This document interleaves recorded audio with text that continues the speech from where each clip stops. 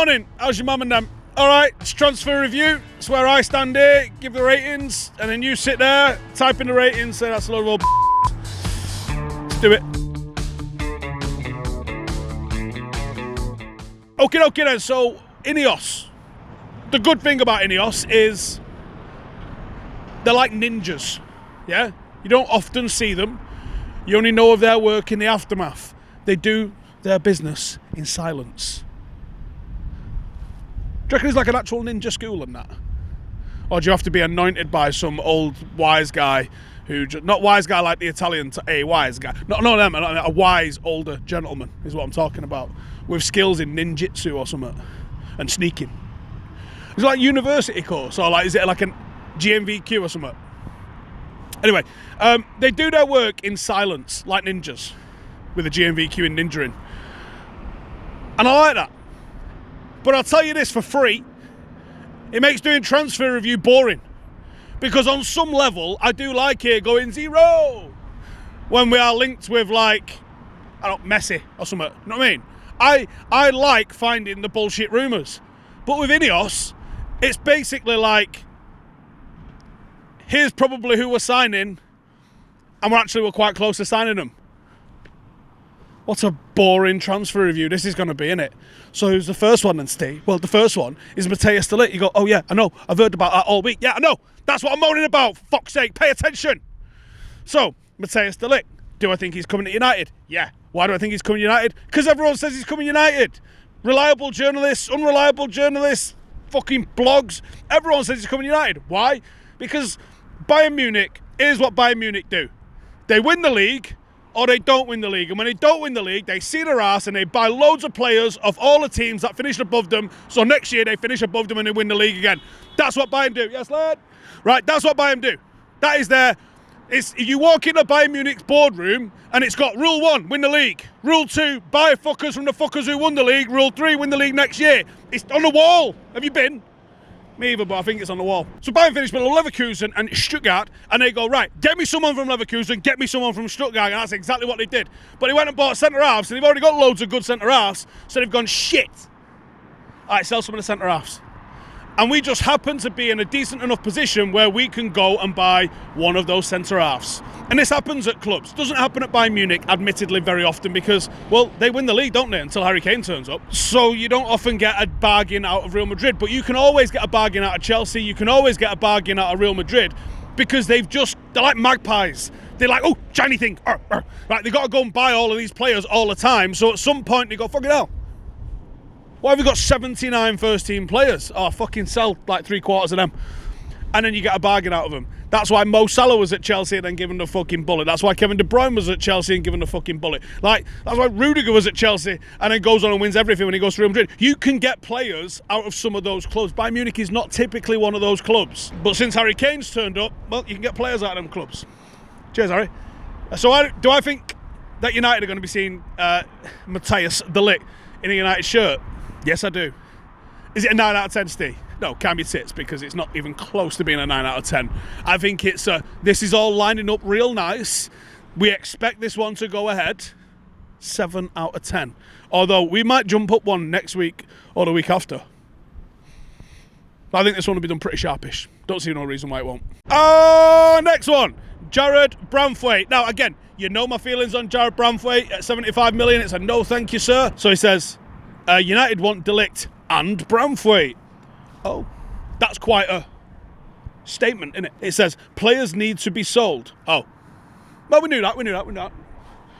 But rumours are... Oh, rumours. He went in so strong. United want de Ligt and Branthwaite. Like when you walk into Greg's and you go, 5 sausage rolls, our kid. Right?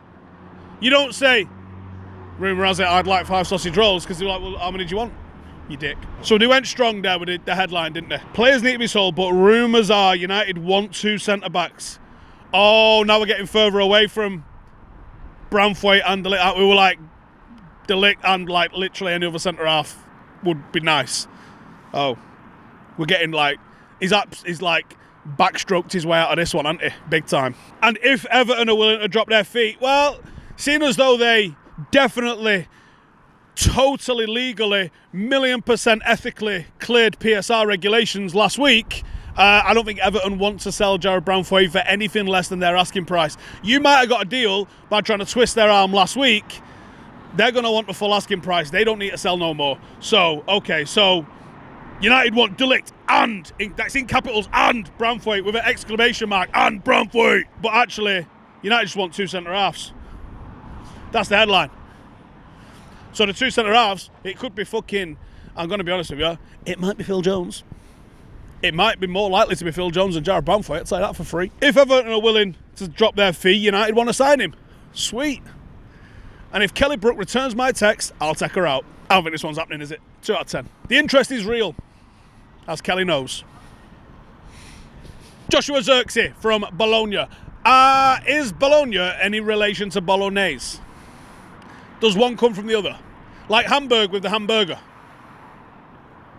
Stay tuned, we're going to find out. While we're waiting for producer Ethan to Google that very pressing question, use this time to comment any places where food is named after the place. And I'm getting a thumbs up from behind the camera. Yes, it is. Bologna and Bolognese are, what's the word? Lyrically related? Yeah, anyway. So, the Bolognese, Bolognesian? Anyway, whatever. Zirkzee, Manchester United, sporting director at I can't even say it now. Bologna. It's Bologna, Steve. It's Bologna, not Bolognese. Stop thinking food. Stop shouting. Stop shouting. Listen, the Bologna sporting director. Do you reckon they have it in their like exec suites at Bologna? They're like, it's a local favourite. Bosh, Bolognese. Anyway, where the hell was I going with this? Oh yeah, 99%. Bologna reckons 99% Joshua Zirkzee will leave Bologna. Sweet. AC Milan were interested. We told you last week that the interest has cooled. What does that mean, by the way? I'm interested, but not as much. And United are interested. And it seems like United are having him. So the release fee is sensible. He's a totally different style of forward to Rasmus Højlund, to the point where you could actually play them together and it'd be sound. They're not going to make the same runs, they're not going to occupy the same space. And in those games where you go, Jesus Christ, we can't buy a goal today, because there's a few of them, weren't there? This might be the answer. So, Zirkzee to United, what are we saying? I'm saying 7 out of 10. Have we just had 2 7 out of 10s in one transfer review? Yeah, out of 3 fucking ins. Because that's it. There ain't no more wild-ass rumours, is there, really? Yeah, a little bit of talk of Ugarte, not really too much in it. We'll see. I think that's one that we probably want. There was Rabiot for about 5 seconds like 2 weeks ago, wasn't there? That's not moved anywhere. So where else do you want me to talk about here? Like, you tell me. You write it in there now, and I'll travel back in time to yesterday to record it, to put it out here today. How about that? Right, no one put one in. Right, sweet. Just going to wait here another minute in case someone's internet's a bit slow. Right, no one put one in. Right, that's the ins. This is the outs. Told you they were working like ninjas. With ninja music, do you need like doo-doo? Would that not give them away when they're sneaking through your house?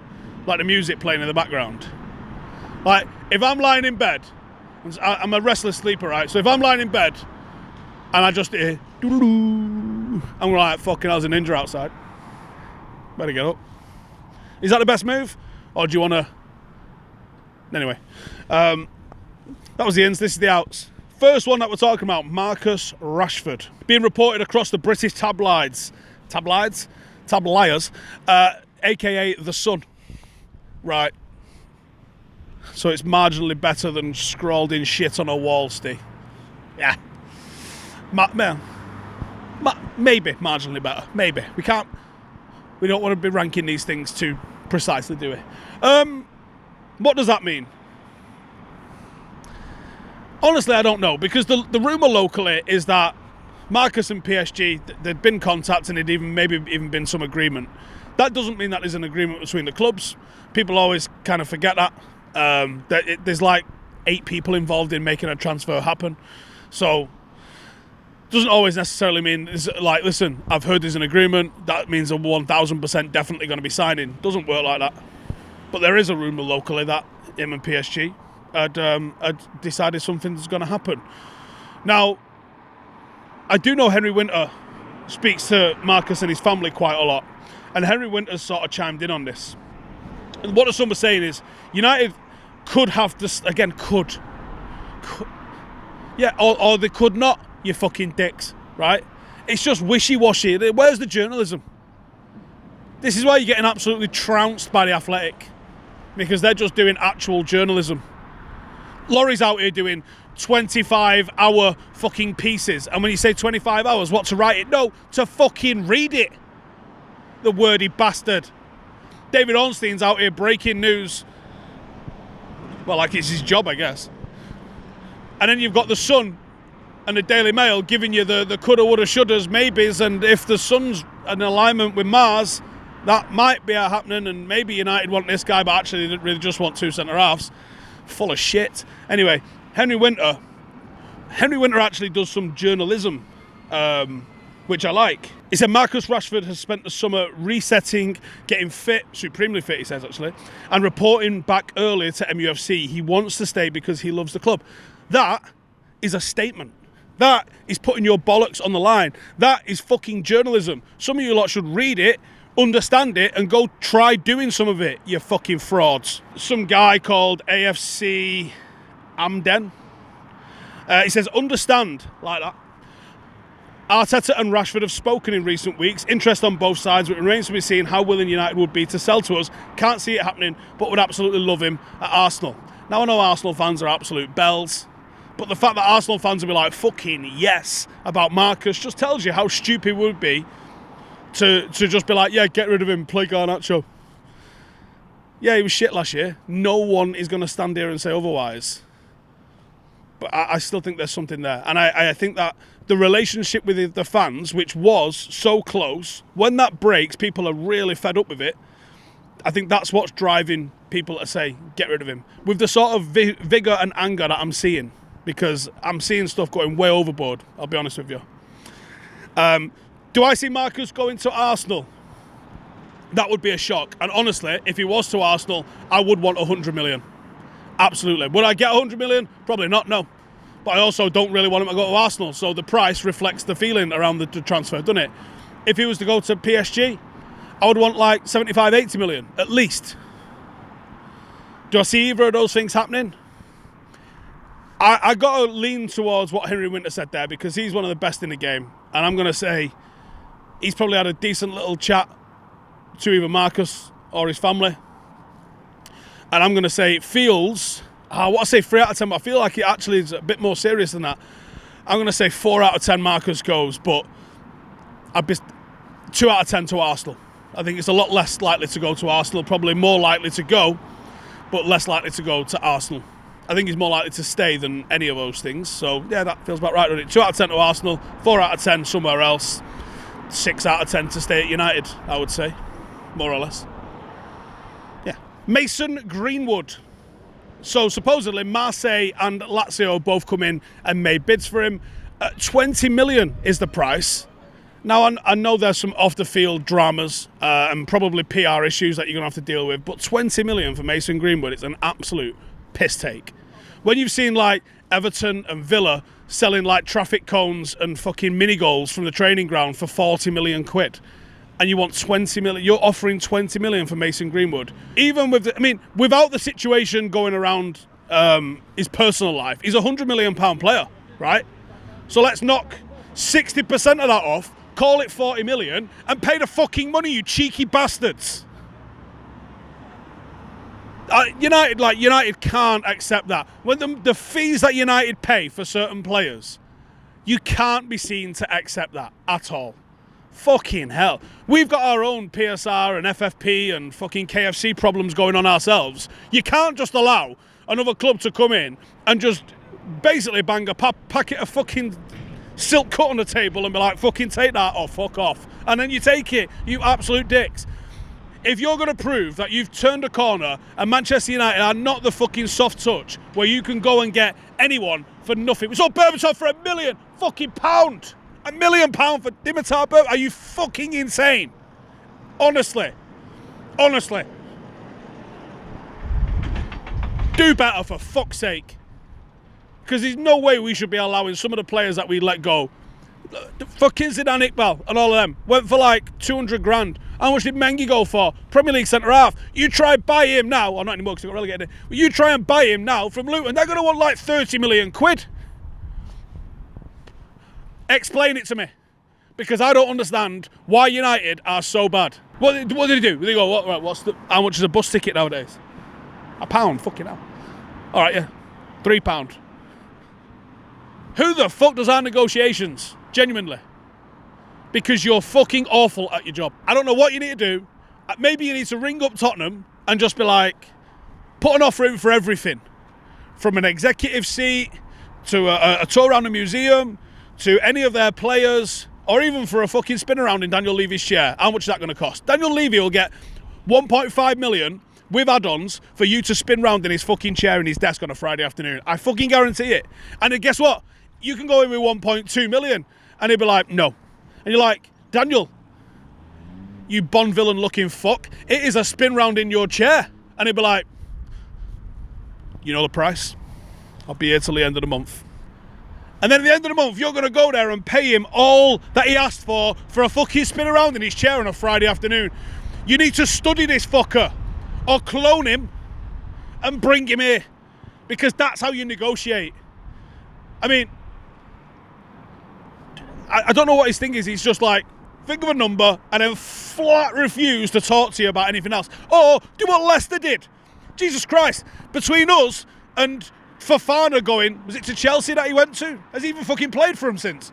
We basically bought a new fucking training ground for Leicester. Between us buying Maguire and Chelsea buying Fofana. We bought them an entire new training ground. One of the best in the country, by the way. Because why? Because Leicester went, oh, you want to buy one of our centre-halves? The price is fucking 80 million, lads. And everyone went, get fucked. And then 3 months later went, fucking paid the money. Why can't we do that? You want Zidane, Bell? Yeah. Like, 4 or 5 million would have been, like, fine for him. Yeah, sound 4 or 5 million. Pedigree, international fucking footballer. Whether you think he's ever going to play for Manchester United or not, go look at the prices some of these fuckers get sold for. It's insane. Anyway, who's we talking about? Mason Greenwood. Yeah, 8 out of 10 that he goes. Not for 20 million, though. That's a fucking mugging, that is. Absolute mugging. Call the cops, because we just been robbed. Anyway, I'm fucking out of here in a bit.